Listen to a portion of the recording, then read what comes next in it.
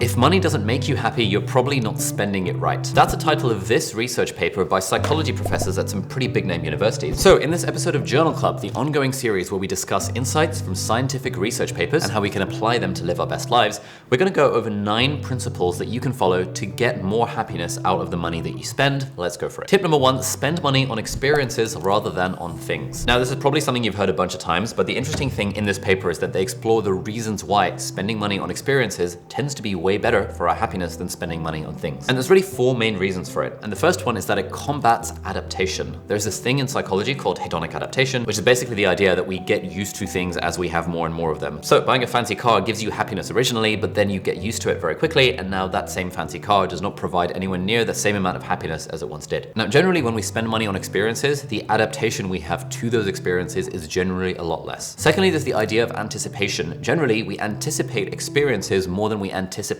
buying particular things. I remember back in the day when I used to buy PlayStation games, for example, I would really anticipate the buying of the game, but I've really lost that sort of like material anticipation over time, and most people I know that's happened to as well. Thirdly, we tend not to fall into the comparison trap when it comes to experiences rather than things. With things, it's very easy to say, oh, Tesla Model 3 is not quite as good as Tesla Model S. But with experiences, we tend not to compare a surfing trip in Morocco to the holiday in Bali with our friends or whatever else we might have spent our money on, so we're less prone to that. And fourthly, when it comes to experiences, we tend to share them with other people. And if there's any kind of profound finding from the scientific research, it's that we are profoundly social creatures. And so anytime we get other people involved in whatever we're doing, that tends to increase our own happiness. And that brings us on to point number 2, which is to spend money on friends. And there's this cool study from Harvard Business School professor Michael Norton, where they gave students a bunch of money and asked them to spend it on various things. And the research found that the only thing that students spent that money on that actually increased their happiness significantly was what they called pro-social spending, i.e. spending money on buying a gift for someone else. Across all of these different contexts, your personal life, your work life, even silly things like intramural sports, we see spending on other people has a bigger return for you than spending on yourself. All of this to say that if you do actually want to increase your own happiness by spending your money, then buying a gift or a coffee or a dinner or a holiday or anything else for someone else will probably make you way more happier than trying to do the same thing for yourself. All right, tip number 3 is to spend money on health. Now, health is one of those goods where generally if we have good health, that enables us to enjoy everything else in life. But if we have bad health, or if we have chronic back pain or any hit to our health, will massively reduce our enjoyment of life. And spending money on health is one of those things that we really should be doing more of, especially as we're younger, but really at any age of life. For example, a couple of years ago, I spent the first amount of money I did on a personal trainer, and I found that I'd been going to the gym sort of on and off for years up until that point. But it was only when I got a personal trainer that I suddenly started to see results, and I started getting comments from people being like, whoa, the biceps and the shoulders are looking good and stuff like that, which felt really good. So that was another example of money buying me personal happiness. So that was the physical health side of things. But the other area in which you can spend money to improve your health is in the mental health department. And that brings us to BetterHelp, who are very kindly sponsoring this video. Now, for me personally, I've been very lucky not to have any major mental health crises throughout the course of my life, but I've actually found speaking to a therapist quite helpful for dealing with things like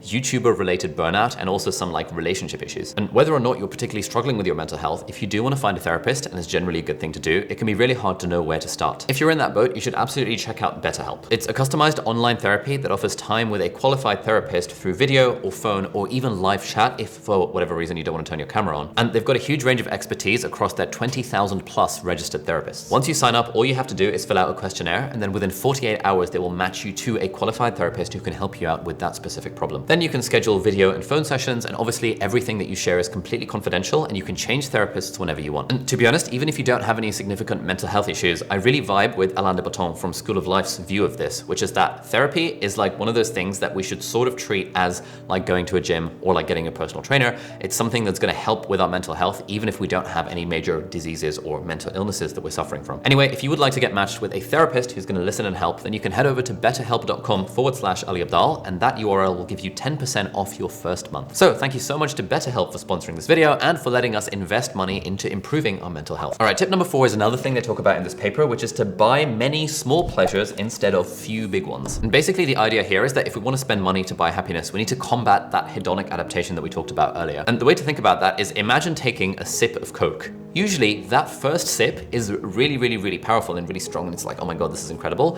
But the second sip is a bit worse, and we get this diminishing marginal utility for every subsequent sip of Coke that we have. And so hypothetically, if you imagine instead of having that whole can of Coke in one sitting, if you had like a couple of sips and then left it a bit and then in theory, it would not lose its fizz, and then had a few more sips, and then a few more, maybe over the course of a few days, and you'd get more happiness through that than you would if you just had it in one sitting. And this concept can apply to anything else that we spend money on as well. Like, it's very tempting, you know, to blow money on like a super all expenses paid, big fancy ass vacation. But what a lot of the studies show is that if, for example, you took shorter, more frequent vacations instead, that would probably be more happiness gains than just having a massive blowout once a year, for example. All right, tip number 5 is to delay your consumption wherever possible. And they talk in the paper about how we kind of have this attitude towards consume now and pay later. And that's the sort of thing that's facilitated by things like credit cards, which are generally super bad because A, they encourage us to go into debt to have needs instantly kind of gratified in the moment. But also when we have that instant gratification-y, short-termist approach to the stuff that we buy, we tend to make unhealthier choices than if we took our time with it a little bit more. So for example, there's a study that they cite where if, for example, you give people the option of having a snack right now versus a snack in the future,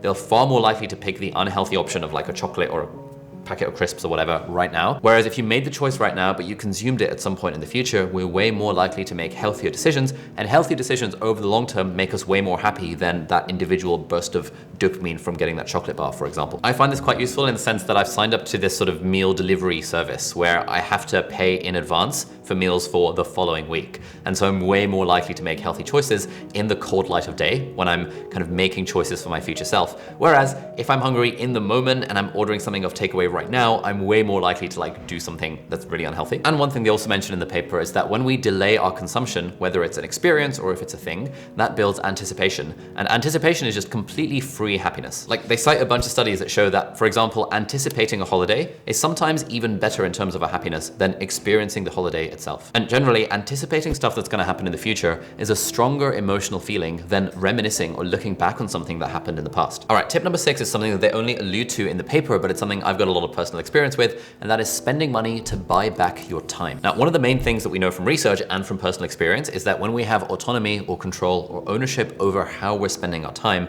that's far more likely for us to feel happier and feel like we're living our best life. That's this thing in psychology called self-determination theory, which you can look up if you like. And the way this applies to money is that we can spend money to free up our own personal time. This is honestly one of the main reasons why I built this YouTube channel, why I tried to build a business, why I've tried to build streams of passive income, so that I can make money essentially while I sleep, and I can use that money to then be free of obligations that I don't necessarily want to do. So for example, about 3 years into this YouTube channel, I was able to quit my day job of being a medical doctor for the sake of making silly internet videos. And even though there were some aspects of medicine that were super fun, I have way more control over my time right now. And so overall, I feel like I'm way happier right now than I was when I was working full time. Now, if you want to benefit from this, you don't have to quit your job. What you can do is what a bunch of entrepreneurs recommend, which is to figure out what is your ideal hourly rate. What is the amount of money that you feel an hour of your time is worth? And then if you are asked to do something or you have to do something that's worth less than that hourly amount, you just choose to not do it.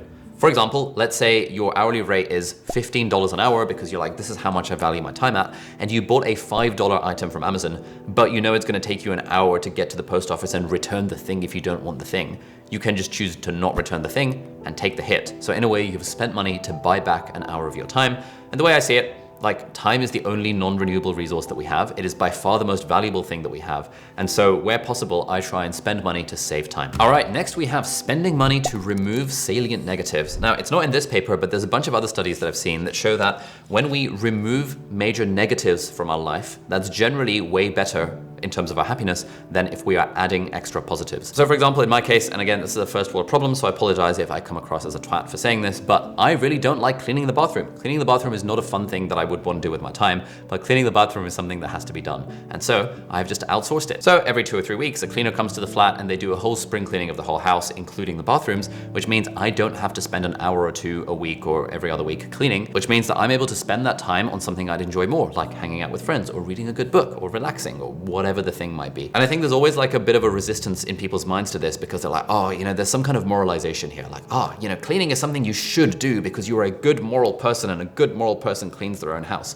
But again, it just comes back to this idea that time is our single most valuable non-renewable resource. I've got a bunch of friends who now have kids who say that getting a cleaner has been a freaking game changer because now they can spend more time with their kids rather than spending that time cleaning the house. And so generally, if you find that you're having to do something that you really don't like doing and you have the ability and the means and just know how to outsource outsource the thing to someone else, especially if outsourcing the thing costs less than your personal hourly rate, like how much you personally value your time at, then it's just a complete no-brainer to outsource the thing, and you generally find that that increases your happiness as well. All right, tip number 8 is that if we're gonna spend money on things rather than experiences, we should spend money on things that enable other interesting activities. So they talk in this paper about the idea of buying a new car.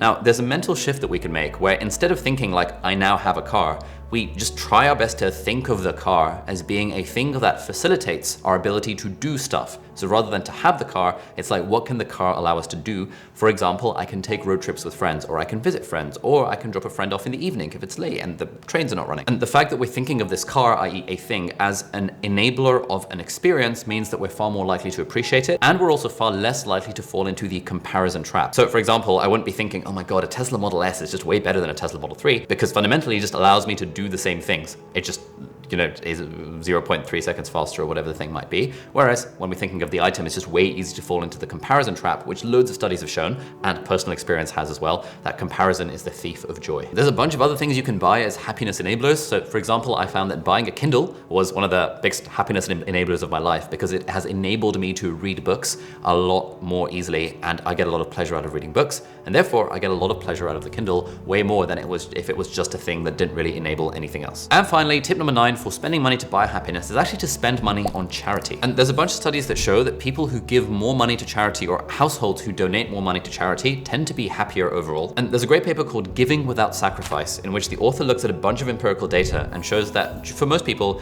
if you donate 10% of your annual income to charity, it's actually not going to be a decrease in your own personal happiness, but might actually increase your happiness because of the extra value and joy that you personally get from donating to charity. And of course, there's obviously it's got the potential to help people as well. That's one of the reasons, amongst others, why I've personally taken the Giving What We Can pledge, which is a pledge to donate 10% of my annual income to effective charities every year. I took the pledge back in 2019, and there's a bunch of people I've interviewed on my podcast, and friends and family and stuff who've taken the pledge as well. And if you're interested in why I did that, then you can check out this video over here, which shows me a couple of years ago taking this pledge live and talking through my reasons for donating 10% of my salary every year. And just anecdotally, I do find that giving that money to charity actually improves my personal happiness probably way more than if I'd spend that money on myself. So check out this video if you want to learn more. Thank you so much for watching. Have a great time, and I'll see you in the next video. Bye-bye.